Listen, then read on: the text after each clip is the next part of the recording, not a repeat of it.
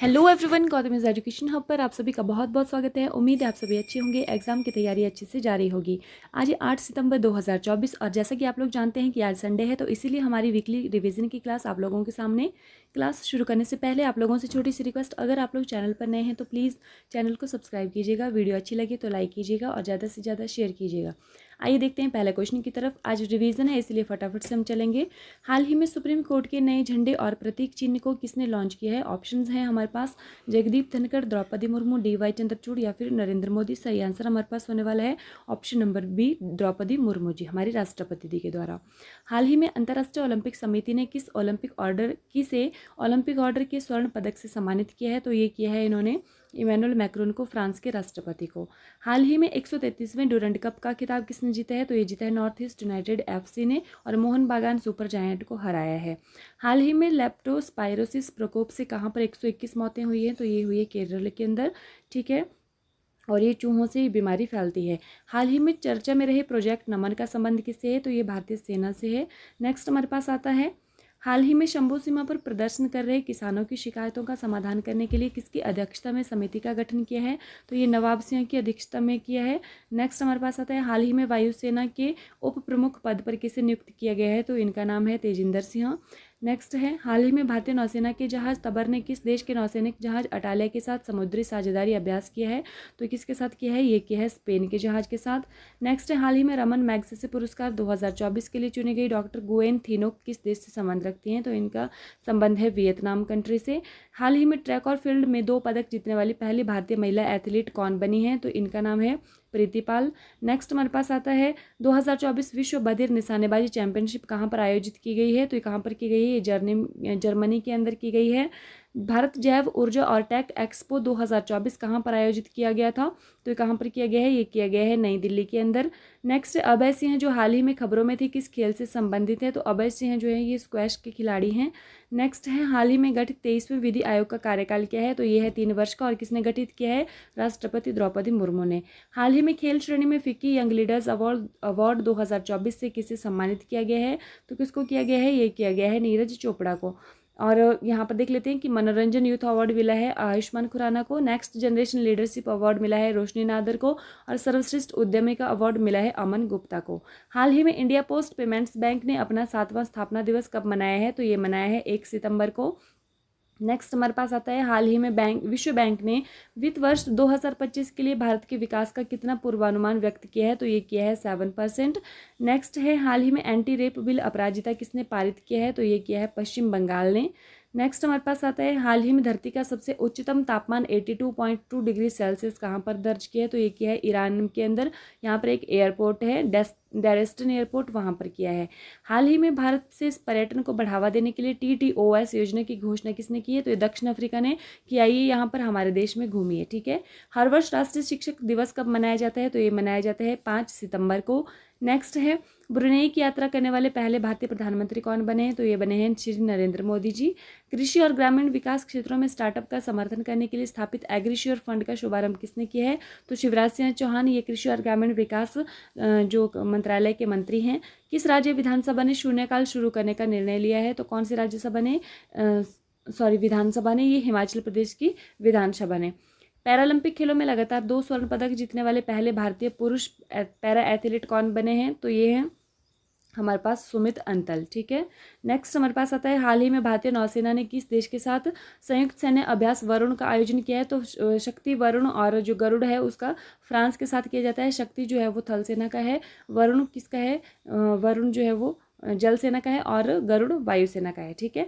हाल ही में राष्ट्रपति द्रौपदी मुर्मू ने विश्व शांति बुद्ध विहार का उद्घाटन कहाँ पर किया है? तो कहाँ पर किया है? इसको किया है महाराष्ट्र के अंदर।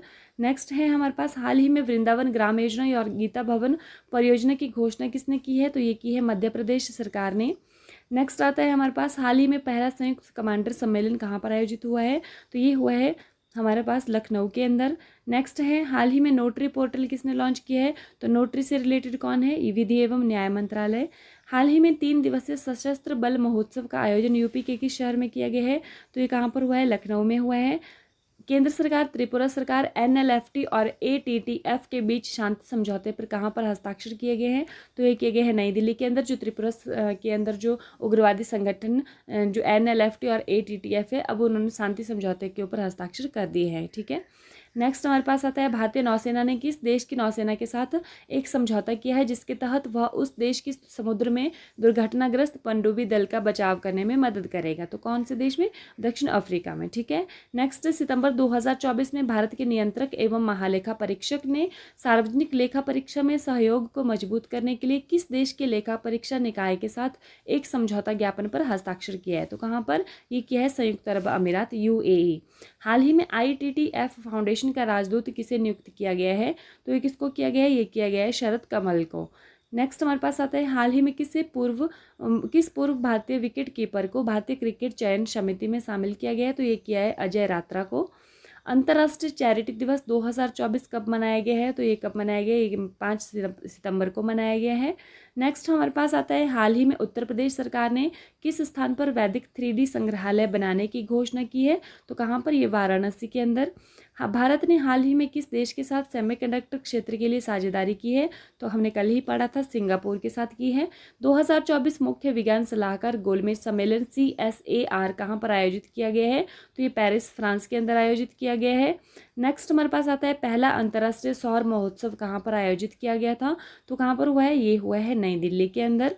रक्षा सहयोग पर भारत सऊदी अरब संयुक्त समिति की 6ठी बैठक कहाँ पर हुई है? तो ये हुई है रियाद। ये कहाँ की? सऊदी अरब की राजधानी है रियाद। ठीक है, और यहाँ की मुद्रा क्या है? रियाल।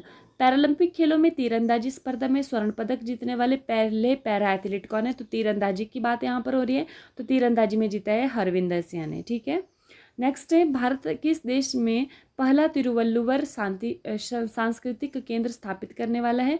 तो कहाँ पर करने वाला है? सिंगापुर के अंदर करने वाला है। ठीक है, नेक्स्ट क्योंकि वहाँ पर जो अधिकतर जनसंख्या 9% जनसंख्या है वो किसकी है? भारत की है, और 9% में भी सबसे अधिक जो है वो तमिलनाडु से रिलेटेड है। ठीक है, तो इसीलिए वहाँ पर तिरुवल्लुवर सांस्कृतिक केंद्र जो है स्थापित करने वाला है।